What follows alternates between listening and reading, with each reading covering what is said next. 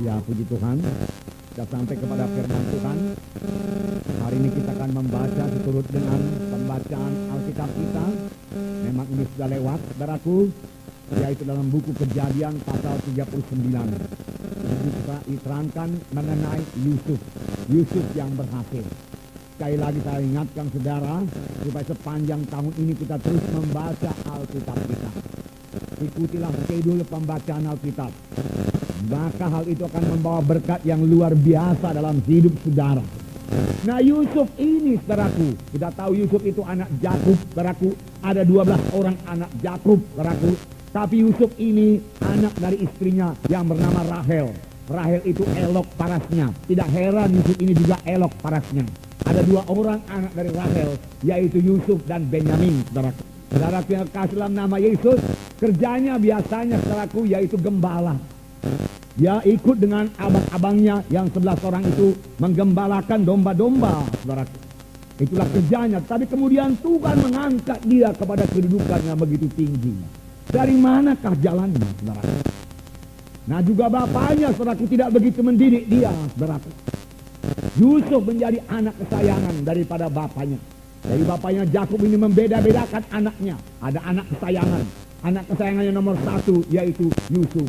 Sehingga Yusuf diberikan jubah yang sangat indah, maha indah gitu di dalam Alkitab, saudaraku. Hanya untuk menggembalakan domba, saudaraku.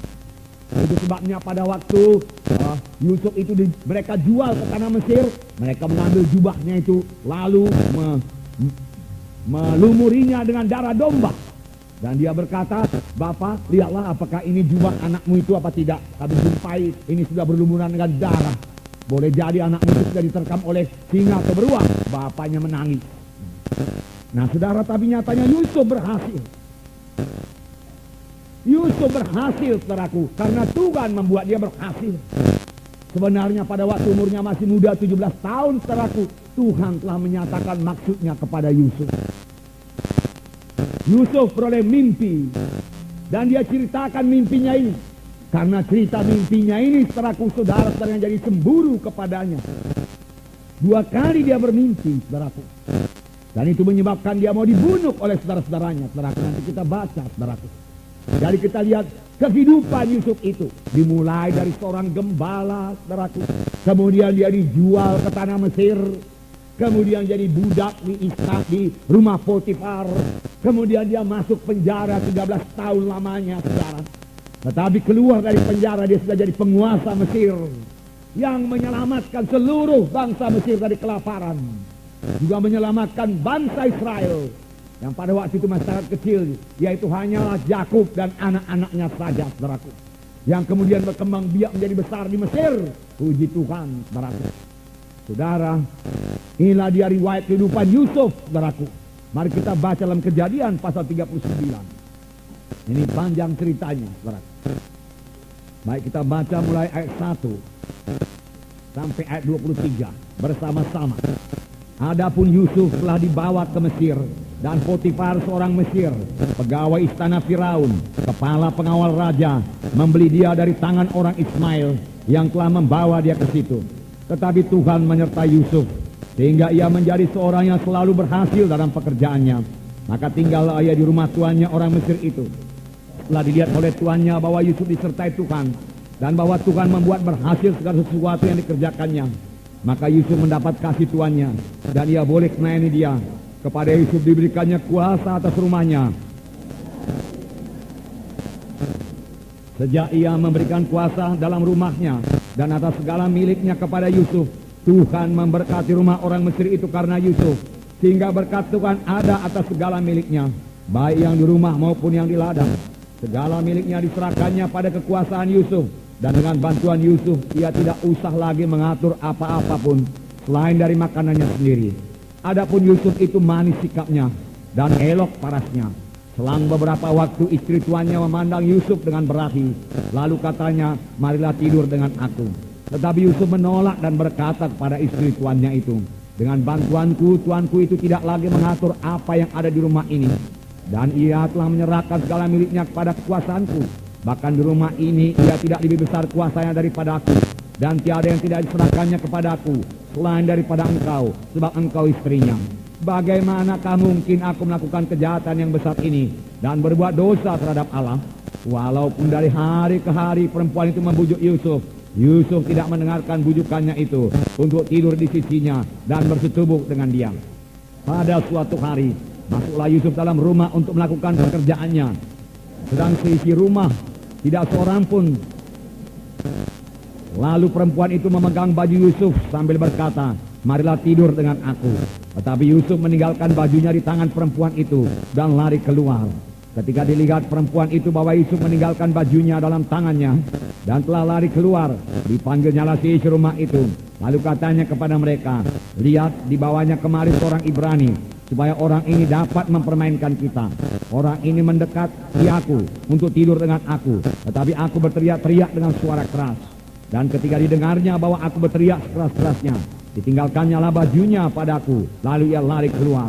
Juga ditaruhnya baju Yusuf itu di sisinya sampai tuan rumah pulang. Perkataan itu jugalah yang diceritakan perempuan itu kepada Potifar, katanya, hamba orang Ibrani yang kau bawa kemari itu datang kepadaku untuk mempermainkan aku.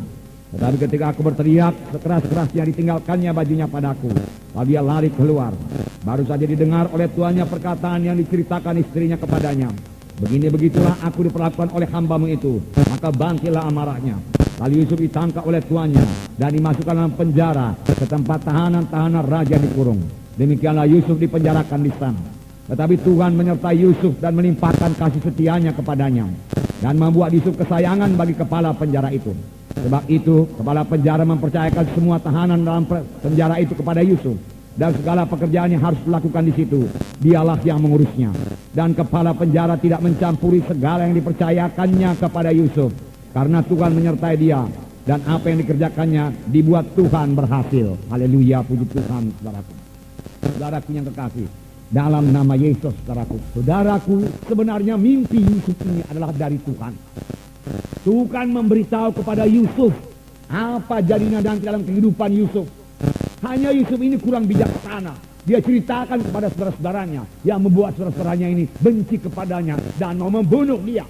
Karena pada suatu kali Yusuf pergi melihat saudara-saudaranya di Dotan, lalu saudara-saudaranya melihat, mari kita bunuh dia. Itu dia orang yang berpakaian jubah yang elok itu, yang punya mimpi demikian-demikian. Mari kita bunuh dia, dan kita katakan kepada bapak kita diterkam singa, dan kita lihat apa yang terjadi kepada mimpinya itu. Tetapi Tuhan melindungi Yusuf, saudaraku. Mereka tidak jadi membunuh Yusuf. Visi daripada Tuhan sangat perlu, saudaraku.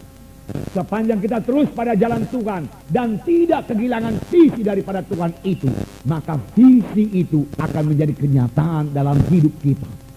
Kalau dahulu Tuhan memberikan visi melalui mimpi, saudaraku, sekarang kerap kali Tuhan memberikan visi melalui Roh Kudus. Roh Kudus yang bicara kepada kita. Aku memanggil engkau anakku jadi hambaku. Aku mau memanggil engkau membangun gereja. Itu visi, saudara, itu visi.